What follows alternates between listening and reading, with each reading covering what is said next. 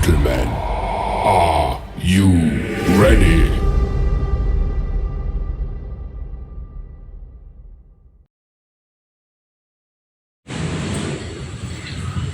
Assalamualaikum warahmatullahi wabarakatuh. Perkenalkan, kita dari kelompok 1 dari teori belajar behavioristik. Perkenalkan, nama saya Muhammad Zahrul Ramadan, NIM 027, dan rekan saya Rahma Adil Nur Aini, NIM 006. Dan saya Tio Irwandani NIM 007. Dan saya Roberta Yulinar Caningrum, NIM 022. Dan saya Rio Jati Maulana NIM 029. Selamat menyaksikan. Assalamualaikum warahmatullahi wabarakatuh. Saya di sini akan menjelaskan teori belajar behavioristik. Teori belajar behavioristik. Teori belajar menurut Edward Lee Thorndike. Menurut Thorndike, belajar merupakan suatu proses interaksi antara stimulus dan respon. Stimulus adalah segala sesuatu yang dapat merangsang kegiatan belajar seperti pikiran, perasaan, atau hal-hal lain yang dapat ditangkap melalui indera. Sedangkan respon merupakan reaksi yang dihasilkan siswa saat belajar. Juga dapat berupa pikiran, perasaan, atau gerakan atau tindakan. Dari pengertian belajar tersebut, menurut Thorndike, perubahan tingkah laku yang dihasilkan dari kegiatan belajar dapat bersifat konkret, yakni yang dapat diamati, atau non-konkret, yakni yang tidak dapat diamati. Teori belajar Thorndike adalah teori koneksionisme, karena belajar adalah proses menjalin hubungan antara stimulus dan respon.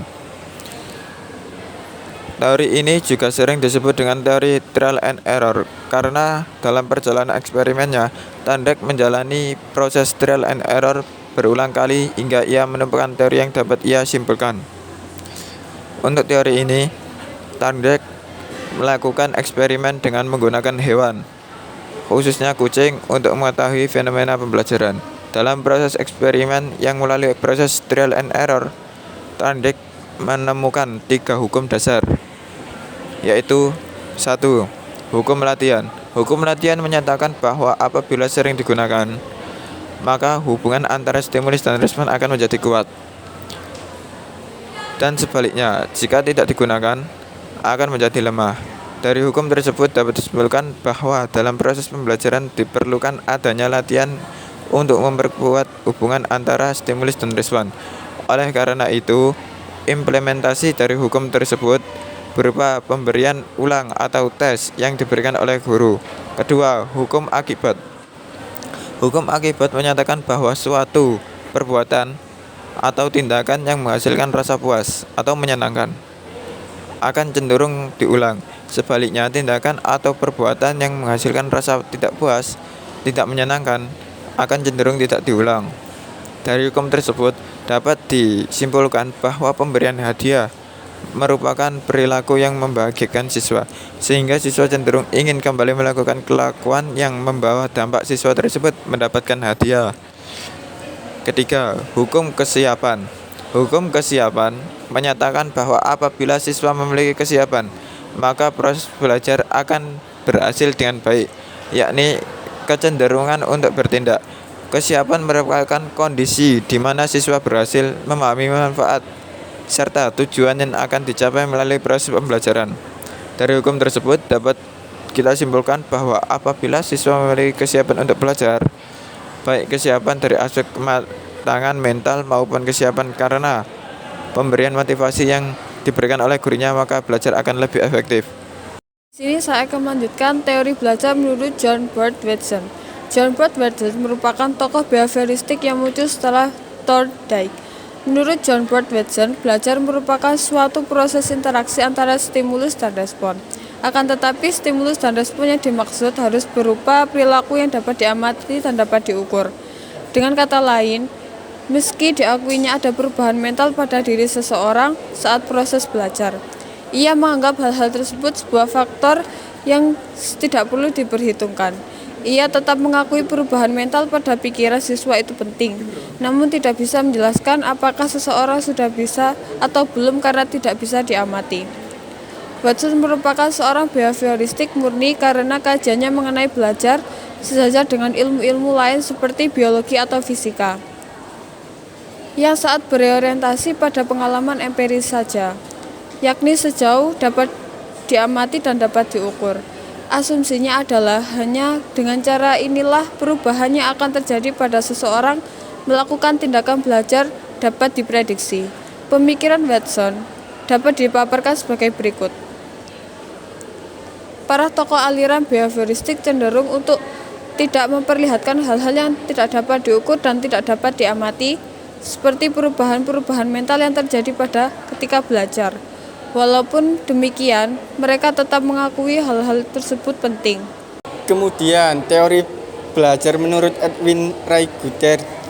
Sepertinya halnya para behavioris lainnya, Edwin Guter juga menggunakan variabel hubungan stimulus dan respon untuk menjelaskan proses pembelajaran. Dijelaskan bahwa hubungan stimulus dan respon cenderung hanya bersifat sementara. Oleh karena itu, dalam kegiatan pembelajaran siswa diberikan stimulus sesering mungkin agar hubungan stimulus dan respon tersebut lebih bersifat permanen. Ia juga menyatakan bahwa agar respon tersebut tampak lebih kuat dan bahkan permanen, diperlukan berbagai macam rangsangan yang terkait dengan respon tersebut. Guter juga berpendapat bahwa hukuman memegang peranan penting dalam proses pembelajaran. Hukuman yang diberikan pada saat yang tepat dan akan mampu mengubah kebiasaan dan perilaku seseorang. Namun setelah Skinner mengajukan dan mempopulerkan pentingnya penguatan dalam teori pembelajarannya, hukuman tidak lagi penting dalam pembelajaran. Rudolf Friedrich Skinner merupakan tokoh behavioristik yang paling banyak diperbincangkan. Konsep-konsep yang dikemukakan oleh Skinner tentang belajar mampu mengungguli konsep-konsep lain yang dikemukakan oleh para tokoh sebelumnya. Ia mampu menjelaskan konsep belajar secara sederhana, namun dapat menunjukkan konsepnya tentang belajar secara komprehensif. Pada dasarnya, rangsangan yang diberikan kepada seseorang akan saling berinteraksi, sehingga mempengaruhi bentuk respon yang akan diberikan. Demikian pula, respon yang muncul akan menimbulkan beberapa akibat yang pada akhirnya akan mempengaruhi atau menjadi pertimbangan munculnya perilaku tersebut. Oleh karena itu, untuk memahami perilaku seseorang dengan benar, perlu dipahami terlebih dahulu hubungan antara stimulus yang satu dengan stimulus yang lain, serta memahami respon-respon tersebut. Skinner juga berpendapat bahwa menggunakan perubahan perilaku hanya akan menambah kompleksitas masalah, sebab setiap alat yang digunakan perlu penjelasan lebih lanjut dan seterusnya. Pandangan teori belajar behavioristik ini telah dianut cukup lama oleh para guru dan pendidik. Namun, dari semua pendukung teori ini, teori Skinner lah yang paling besar pengaruhnya terhadap perkembangan teori belajar behavioristik. Program pembelajaran terprogram, modul, dan program pembelajaran lainnya yang didasarkan pada konsep hubungan stimulus respon dan menekankan pada faktor penguat merupakan program pembelajaran yang menerapkan teori pembelajaran yang dikemukakan oleh Skinner. Penguatan dapat digunakan untuk memperkuat atau melemahkan hubungan antara stimulus dan respon. Penguatan positif dapat diberikan dalam bentuk pujian, dukungan, atau hadiah dengan tujuan mempererat hubungan antara S sampai R. Sedangkan penguat negatif bertujuan untuk melemahkan hubungan S dan R, yang dapat diberikan dalam bentuk mengurangi bahkan menghilangkan rangsangan menyenangkan yang awalnya diterima siswa. Teori Pavlov Classical Conditioning. Belajar adalah perubahan dalam tingkah laku sebagai tingkah akibat dari interaksi antara stimulus dan respon. Perubahan perilaku dapat berwujud sesuatu yang konkret atau yang non-konkret, berlangsung secara mekanik, memerlukan penguatan. Aplikasi teori belajar behaviorisme dalam pembelajaran tergantung dari beberapa hal seperti tujuan pembelajaran, sifat materi pelajaran, karakteristik siswa, media, dan fasilitas pembelajaran yang tersedia. Adapun contoh aplikasi teori belajar Behaviorisme menurut Pavlov adalah pada awal tatap muka antara guru dan murid dalam kegiatan belajar mengajar, seorang guru menunjukkan sikap yang ramah dan memberi pujian terhadap murid-muridnya sehingga para murid merasa terkesan yang ditunjukkan gurunya. Di samping teori behaviorisme, Pavlov juga mempunyai teori classical conditioning yang bisa diterapkan dalam kehidupan dan dalam pembelajaran. Classical conditioning dalam kehidupan ternyata dalam kehidupan sehari-hari adalah situasi yang sama seperti pada anjing. Berbagai contoh suara lagu dari penjual es krim yang berkeliling dari rumah ke rumah, awalnya mungkin suara itu asing, tetapi setelah si penjual es krim itu sering lewat, nada lagu tersebut bisa menarik aliur pada siang hari. Yang bagaimanakah ada lagu tersebut, betapa lelahnya penjual berteriak-teriak menjajalkan dagangannya. Dari contoh tersebut dapat diketahui bahwa dengan penerapan strategi Pavlov ternyata individu dapat dikendalikan melalui cara mengganti stimulus alami dengan stimulus yang tepat untuk mendapatkan pengulangan respon yang diinginkan. Seperti individu tidak menyadari bahwa ia dikendalikan oleh stimulus yang berasal dari luar, dan classical conditioning atau kondisi klasik diucapkan sebagai jawaban langsung yang terjaga melalui ungkapan dan pengukuhan yang terulang-ulang.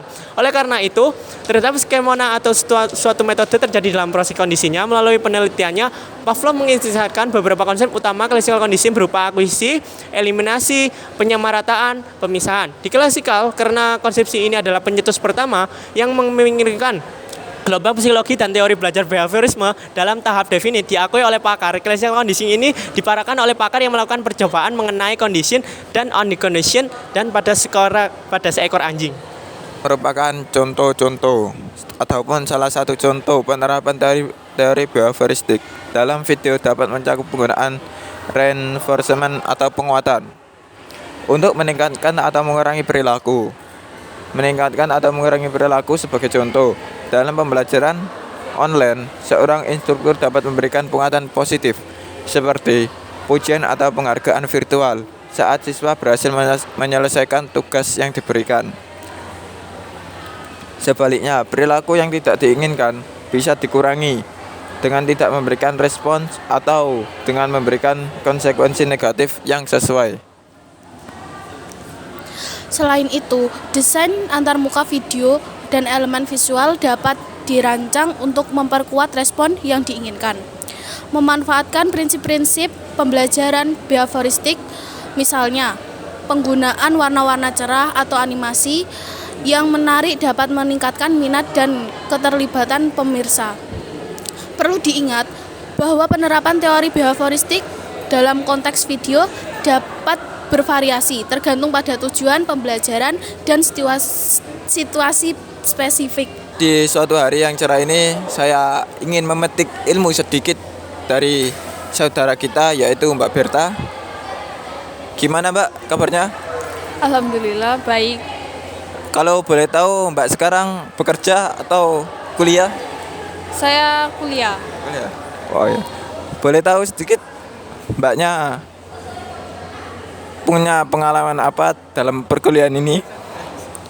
Saya sebelumnya belum punya pengalaman karena saya sebelumnya itu dari jurusan geomatika masuk ke dunia teknik sipil.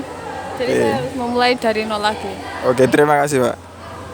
Ya, langsung saja ke pertanyaan Mbak ya.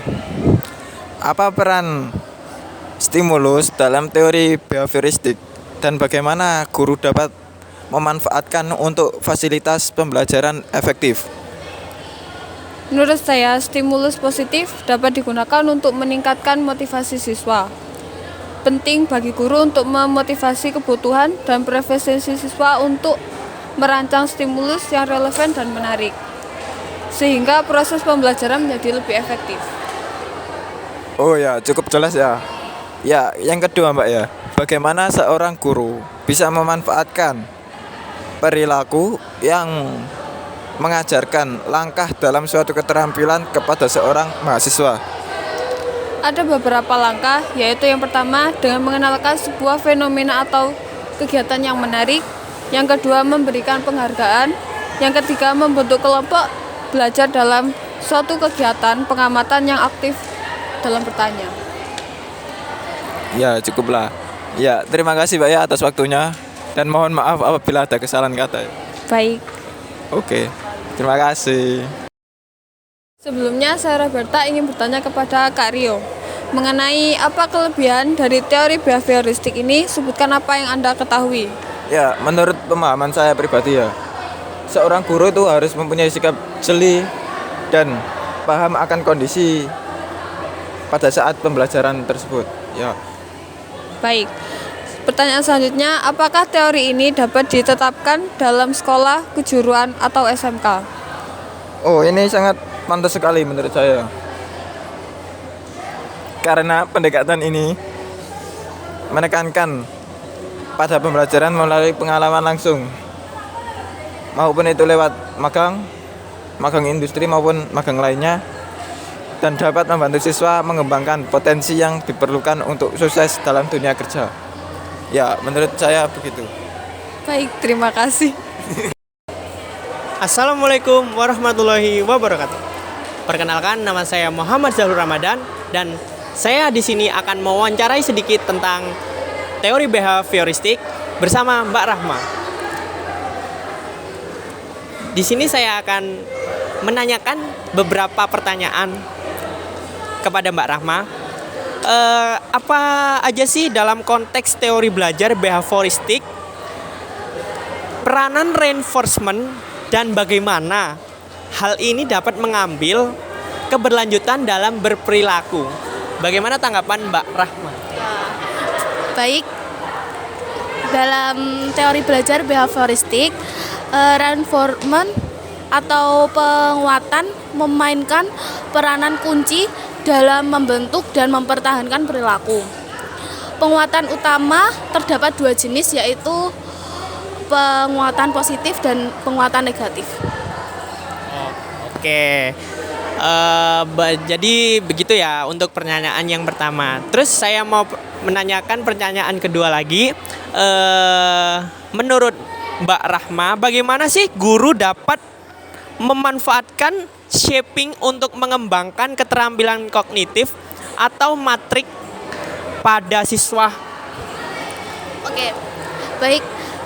Guru dapat memanfaatkan shaping dengan memberikan umpan balik positif secara bertahap saat siswa mencapai tahapan tertentu dalam mengembangkan keterampilan kognitif atau motorik. Misalnya memuji langkah-langkah kecil menuju tujuan akhir untuk memotivasi siswa dan memperkuat perilaku yang diinginkan. Oh, jadi begitu ya untuk sesi tanya jawab kali ini. Terima kasih ya Mbak Rahma ya udah menyempatkan.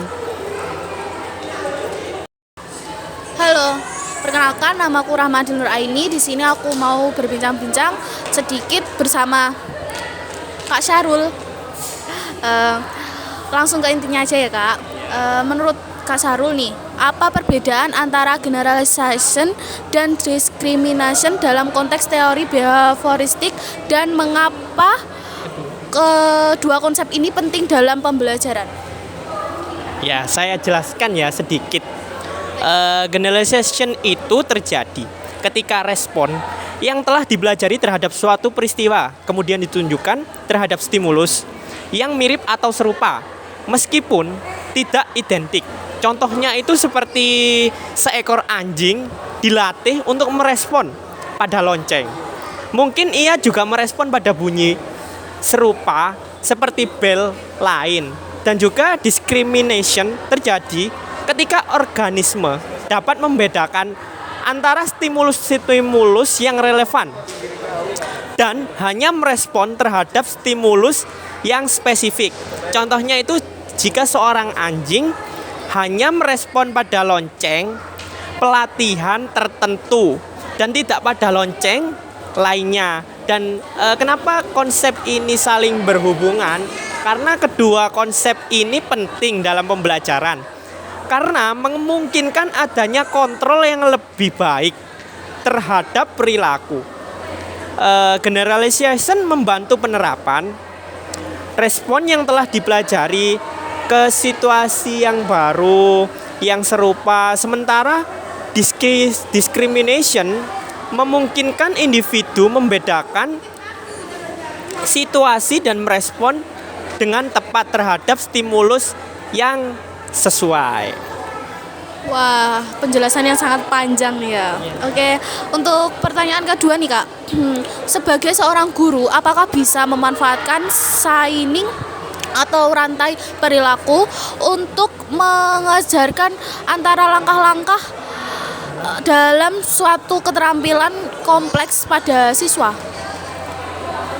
Jadi ya menurut saya jika saya menjadi guru, saya akan menerapkan dan membantu siswa memahami dan menguasai urutan langkah-langkah dalam keterampilan yang kompleks. Pendekatan ini bisa memecahkan keterampilan menjadi bagian yang lebih kecil, memudahkan siswa untuk belajar dan mengembangkan keterampilan secara bertahap. Jadi gitu menurut saya kalau menjadi guru. Oh baik, terima kasih ya Kak. Dan dadah. Ya, selamat kembali lagi ya di podcast saya. Oke. Di sini saya tidak sendirian. Saya akan meminta ilmu sedikit dari Kak Tio. Sedikit cerita. Kak Tio merupakan salah satu mahasiswa di universitas di Jawa Timur. Dia merupakan aktivis yang sering turun ke jalan. Nah, kita akan tanya sedikit tentang materi teori belajar behavioristik ini ya. Oke, terima kasih. Ya, langsung saja ke Mas Tio.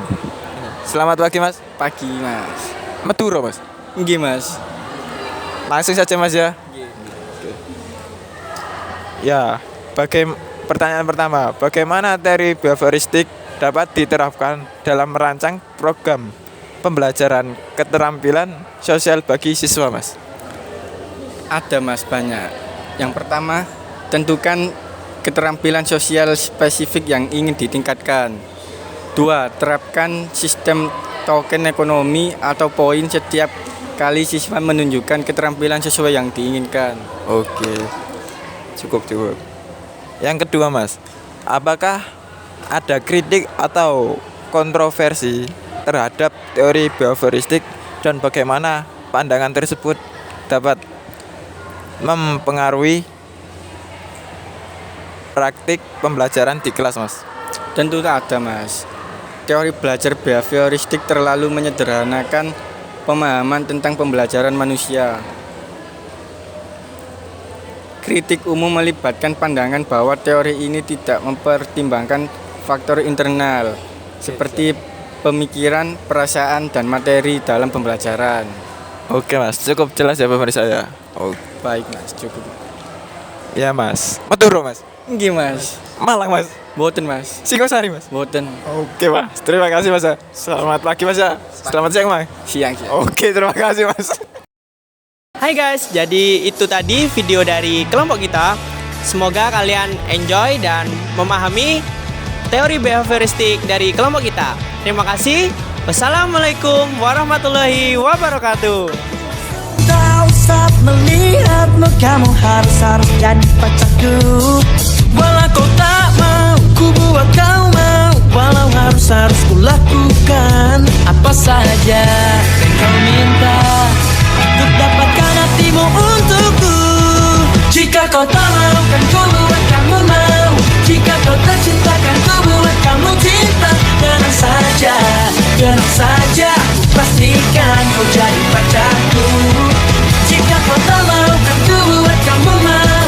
Jika kau tak cinta, kan ku buat kamu cinta. Tenang saja, pastikan kau jadi pacarku minggu depan.